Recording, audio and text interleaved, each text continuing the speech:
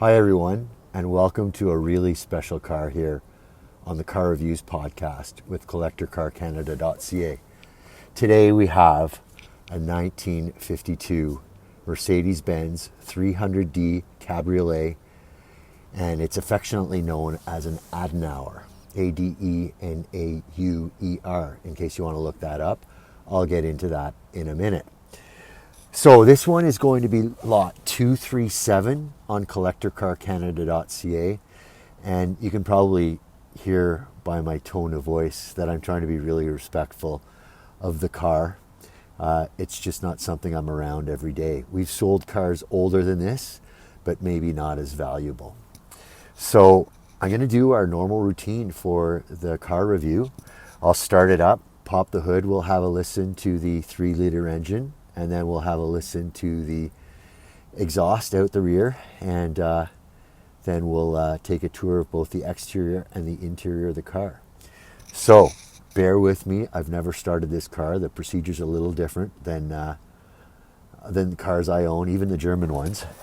But let's have a listen. There's a key to turn, so I'll turn the key. And then there's a button to press as well. And there's a choke I should probably adjust.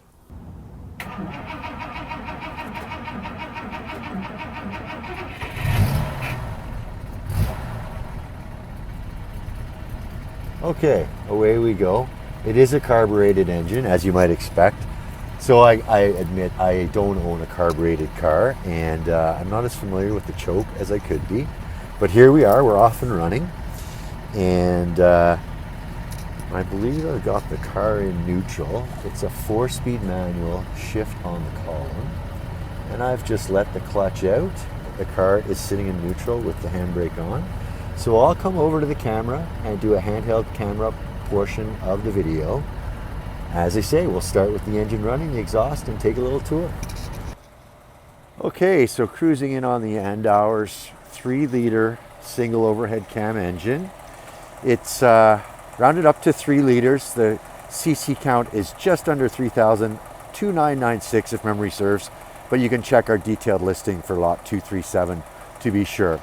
So as we see, we've got an inline 6 here. You can see the plugs and the ignition cables down below. Much like the 65 Mercedes we sold recently, the firing order is imprinted right here on the valve covers. And of course we've got the Mercedes emblem right here in front of the oil cap.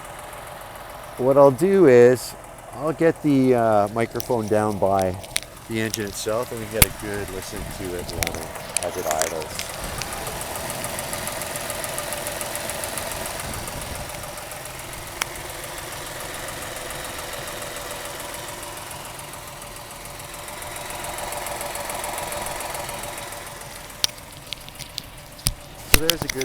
There's a good listen to the sound of it.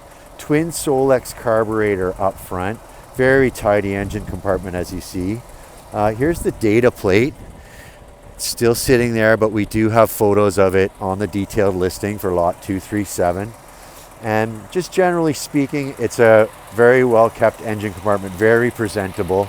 I noticed an AC Delco battery.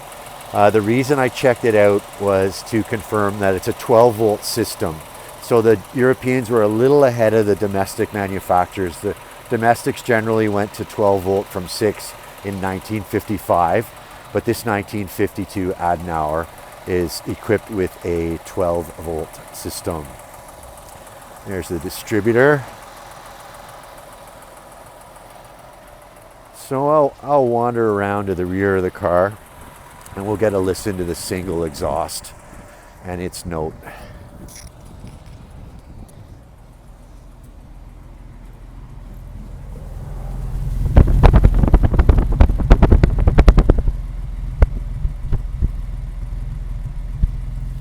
So wandering around the exterior, this is a restored car by RM down in Blenheim, Ontario, just by Chatham. They handled the restoration. It's an older restoration, 15 plus years ago, and the car presents beautifully. There are a couple of blemishes, there are a couple of faults with it that I'll point out. But wandering around to the front is very well presented. The chrome work, the bright work still looks quite fresh. Getting in close, I don't see any pitting or faults. The lenses, while not as clear as today's lenses, that was more the period look in the 50s. And then these indicator lights with chrome support. The indicator light over here on the right is one of the faults I found. So I think that's just been reattached at the top with some kind of adhesive or a glue. So I want to be upfront about this listing, and there's a fault that we did find. But this grille really is glorious. It's got the 3-pointed star and the same Mercedes-Benz emblem we see on modern Mercedes grilles. Cruising around to, the tires are by BF Goodrich. They're wide whites. Please refer to our detailed listing for all the tire data. So we've got a set of color-coded steel wheels with small caps and chrome trim rings. Matching set of tires at all 4 corners. Same wheel at each of the 4 corners as well. Chrome work here extending from the hood. Now that piece of chrome is the same as the gap for the hood. When we had the hood up, you probably noticed that. And a side mirror only on the driver's side here on the 52 Mercedes. And chrome surround on the windshield, chrome support at the base of the folding roof, and chrome on the windshield wiper arms and wipers themselves as well. Chrome surrounding all of the side windows, the door windows. Now you'll note that this is a Cabriolet and that we have the top up. We don't have the owner with us today. One of his representatives is here, and between the representative and I, we decided not to put the top down because neither of us has put a top down on one of these cars before. But as you can see by the condition of the roof, we expect that it's in as fine a condition mechanically and operationally as it looks. The only faults, I guess, are some falling leaves right here and the beautiful residence in front of which we're shooting the video. Now we see these Landau bars on slightly more modern cars as a decorative instrument with this 1952 Mercedes 300D Adenauer. It's actually a functional piece. So you can see there's a hinge there in the center, and that's a support for when the roof is folded down. Getting into the Adenauer part, the German Chancellor post-war was a fellow named Konrad Adenauer. So he really liked being driven around in these cars, and that's how the nickname came about, to call this an Adenauer. In the entire run of the car, only under 600 were produced. I believe the number is 591. So a very rare car in the 50s, much less today. So that 3-liter engine was single overhead cam, as I mentioned, and it was good originally for 110 horsepower. We did just take the car for a little ride, so we do have some driving videos on the detailed listing, and you can hear the driver rowing through the gears. I think we got up to 3rd gear on the drive. He actually let the throttle open up a little bit more when we were not shooting, but we had a very placid set of driving videos, so please take a look at those. And there's a good look at the driver's side rear, and again, BF Goodrich. I'm trying to read the emblem, Silvertown radials, so radial tires on the car. Again, more detail on the detailed listing, lot 237. Working our way around now, this is actually the indicator light for the rear, matching set on either side. So yeah, the indicators are up high. Beautiful 3-pointed star on the rounded trunk. And there's a little surprise in the trunk. Wait till I show you that, but I'll do that in a minute. Now I have to get to the bad news part of the car. This is very fresh. While the car was being moved around in preparation for the sale, there was a mishap. The owners started the ball rolling to replace the lens, but I think the car is going to be sold with the the blemish in the bumper that you see. There are some close-up stills of it on the detailed listing, so please take a look at those. So I was really sad to find that this morning. I saw the car a couple of days ago, and that was not there. So there's a 300 badge to indicate the model, and then a single exhaust pipe here on the right side. And there's a look at the taillight lenses intact. So as I say, there's a little surprise in here in the trunk. So not only do we have a clean trunk, but the original Carl beige luggage originally included with the car is included. So there are 2 suitcases. I took a look at them.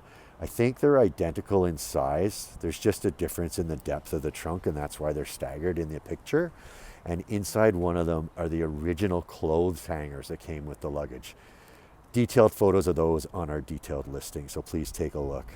Otherwise, 2 spares on the steel wheels, also painted the color of the car. And we've got some more specific photos of all the contents of the trunk on the detailed listing, as I say. And even the trunk lid looks pretty darn clean as well. So I'll close that up.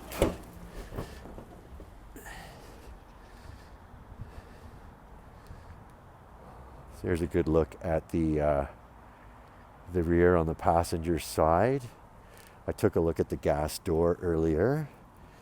Everything looked clean there. I took a photo of with the gas cap removed as well. And here is also the last imperfection I wanted to show you. Not the last imperfection I wanted to show you, the last imperfection I found. I'm just pulling out my Toonie here to give you a sense of perspective. There's a small dent here, and it's been touched up. So again, we've got detailed stills of this imperfection on the listing for lot 237. Working our way around the car. Glass rear window, and you can see the Secure-It label there. So much like a Porsche 928 we recently had, this car has certainly the original branded glass with the car. The windshield is by Sigla, and then the other 5 panes of glass are by Secure-It. And I've seen that commonly on German cars where the windshield is Sigla and the rest of the glass is Secure-It. We do have photos of the emblems of the glass manufacturers on the detailed listing. I got, again, lot 237. There's a good look at the Silvertown radial by BF Goodrich for the passenger rear. Painted steel wheel, chrome trim ring, and the Mercedes cap. Even the door handles and the latch for the trunk look quite clean in terms of chrome. I don't see any pitting on them. And there's another good look at that Landau piece for the Cabriolet roof. You can see the antenna is folded down here. We have a picture of it elevated on the detailed listing. So that's a good look at the exterior of the car. I think maybe it's time to take a look at the inside.